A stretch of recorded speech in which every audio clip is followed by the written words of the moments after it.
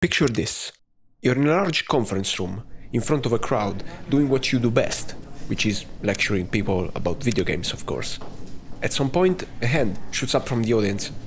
Yeah, that's cool and all, but could you give us an example of a design concept that you would say is typically associated with video games and that is universally understood across the community? Your most likely answer to this oddly specific question would be, shoot the red barrels. But the very next reflex would be to declare orange equals legendary, a product of the broader mechanic known as color-coded loot, according to which the rarity of an item is deeply linked to a specific color. And that orange glow you see? That is a different kind of hit. It flickers, it sings, it promises a story that your inventory still doesn't know. For 30 years we've hoarded, traded, and flat-out worshipped anything wearing that shade. So today, we chase the beam back to its source.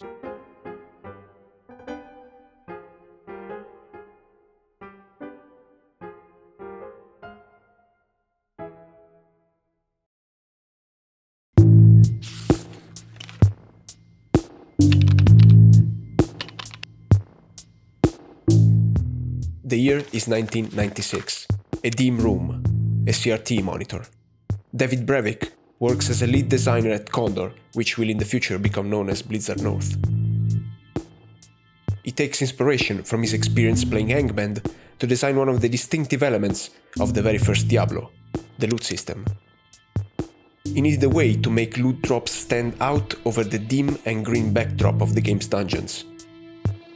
The problem was that, due to hardware limitations, the only option was an 8-bit color palette, which consisted of a grand total of 256 colors. After a quick glance, it was clear that there was not much choice. Red for health, deep blue for mana, a greenish yellow for a potion to restore both. White, yes, white works, but it also feels uninteresting, almost normal. What remains is a lighter shade of blue, which is useful for sure, it feels almost like magic.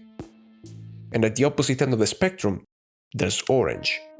It felt special, expensive, deep and warm, different from the backdrop, different from the other colors. Unique. Diablo's loot system reinvented the action RPG genre, sprawling a fortunate series of sequels and clones. Diablo-like, these were called. That of Diablo kept the gameplay loop and yes, the color orange to identify unique or legendary items. In 2004, Blizzard Entertainment launched World of Warcraft, which came and made viral what Diablo had originally established. The loot palette, which is a cool neologism by the way, expanded to include green, blue, purple, and our silver lining, orange. World of Warcraft exported the palette to millions, turning 5 colors into a global loot language.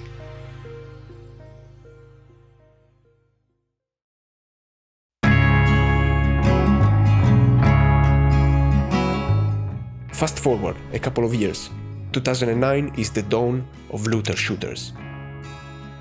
An entire genre that has the term loot in its name was bound to leave a mark in this story, and that's exactly what Borderlands did, shooting a 6-foot light beam into the sky whenever an enemy dropped one of the fabled 87 bazillions guns available.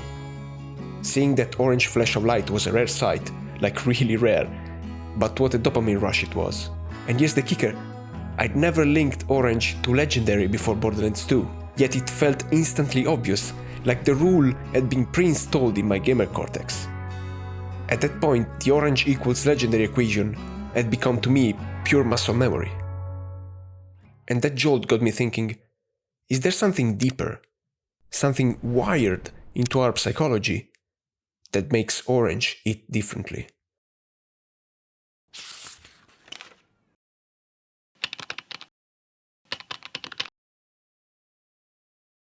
Dungeons are dark, wastelands are dusty. Orange slices through both without blending into red critical indicators or yellow coin icons. In SDR, it pops. In HDR, it blooms. Designers called it free readability, players just called it legendary.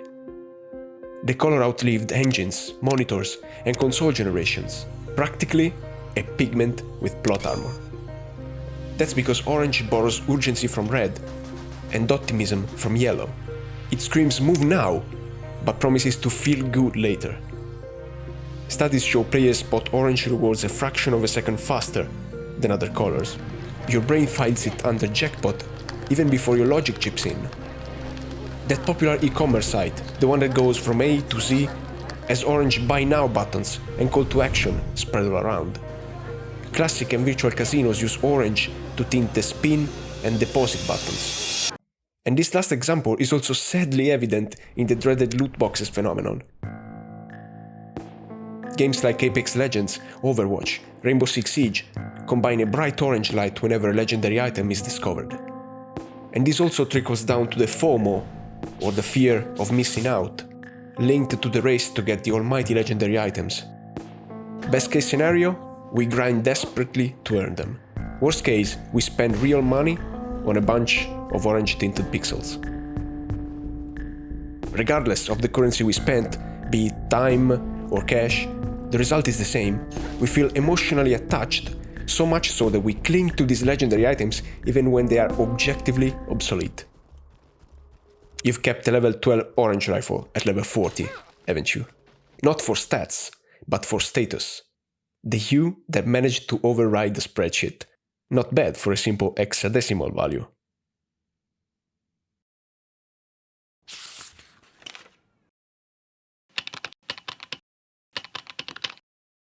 Small past events, even if no longer relevant, can have significant consequences in the future. This is the definition of path dependence. Colloquially, we could say that old habits die hard, especially those that are long-lasting and universally understood. They give developers one less thing to worry about. No need to teach a new color palette, tutorials, UI testing, player trust, and so on. Have you ever seen a green explosive barrel? Nah, I don't think so. Dota 2 tried once. Take a look at how it all went down. Am I right, techies? So much for progress. Nice. Orange equals legendary isn't a choice anymore. It's infrastructure. Developers tune economies around it. Streamers build careers unboxing it. Change the color, and half the player base panics. Change it and you're rewriting 30 years of shared language. Not evolution, but heresy. So the next time that burnt sunbeam bursts across your screen, remember, it's not just a shader. It's the ghost of CRTs, the child of casino lights, the badge designers pinned on legendary and never dared to peel off. Would you scrap an orange drop whose stats are obsolete? Come on now, you and I both know. It stays in the stash.